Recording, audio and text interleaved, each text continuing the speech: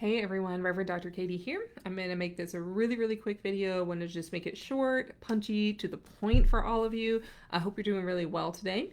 This video is also going to relate pretty strongly to the whole series of 5 videos on vibration. So if you haven't watched that, after you finish this, go back and watch that because I think that will be really helpful.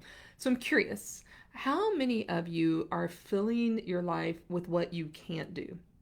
You think about maybe like reaching out with your gifts. You think maybe about being a healer. You maybe think about abundance that you want for yourself, for your family, and then you immediately shut it down with a can't. No, I can't do that. No, that's going to be too hard. No, I would have to put myself out there, or no, I can't because I'm too old, or I have this coming up, or I have to spend time on X, Y, or Z. And so you automatically tell yourself all the reasons why you can't do something, why you can't manifest exactly what you want in life. That's really what cans and can'ts are about. So this is a really short video on, are you filling your life with cans? Or are you filling your life with can'ts? Let's talk about the can'ts for a minute, the cannots. So are you telling yourself all the things that you can't do, or all the reasons why you can't do something that your heart is telling you that you want to do? And when you tell yourself the can'ts, I'm curious how that makes you feel. Like, where do you feel that in your physical body? Does that make you feel um, like kind of heavy? Does that make you feel maybe like you have a stomach ache? Does it make you feel safe because you're entering into something that is known, which is what you can't do?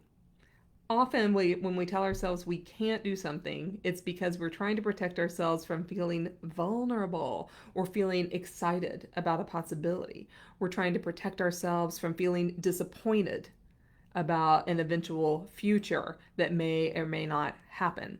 So often we tell ourselves I can't, and it serves as this really protective layer. It's totally natural, it's totally human, but it's actually not of God. It's actually not of Christ. That's our own egos getting in the way. It's old programming, it's false programming.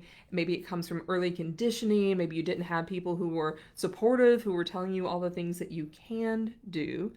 And so you now fill the void with a bunch of can'ts about what you can't do. How does this relate to our metaphysical lives really specifically?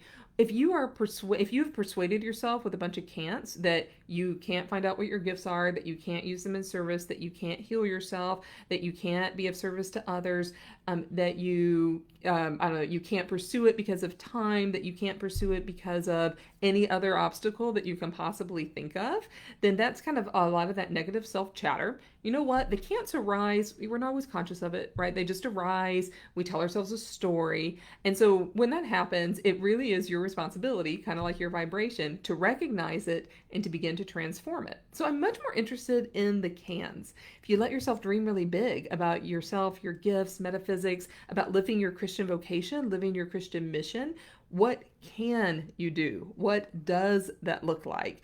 Allow yourself to really fill that interior space, that inward space, with all of the yeses, all of the cans. Do you see how that shifts your vibration right away? If you just pause and think, yeah, I can totally do that without figuring out how. It is not your responsibility to figure out how to do that, just to fill yourself with the vibrational space of can. Like, yes, I can do that.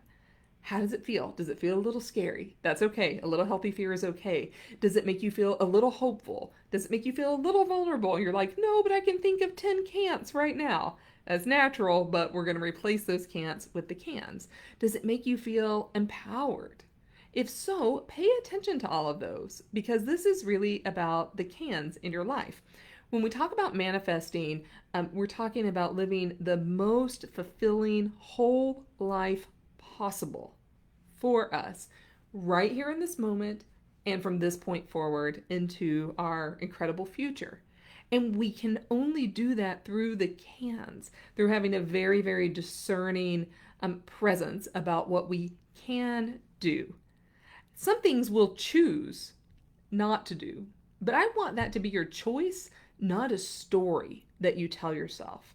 So when Jesus came to earth and gave us all the beautiful messages that we have that live inside us, that we share with the world, did Jesus come here to tell us all the things that humanity can't do? Did Jesus come to women in the ancient world and say, you know what? In this society, you don't have equal rights as men, so you just can't.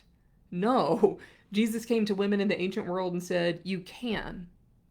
And I'm here to help you see your own power and live through it.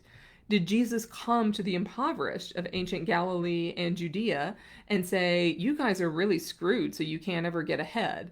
No, he came and said, God loves you abundantly and wildly, and you can. And it was through the lives of ordinary people that these cans impacted the whole world. And we're still talking about it. We're still living this story today. And so it's really actually kind of arrogant of us to tell God all the time what we can or can't do.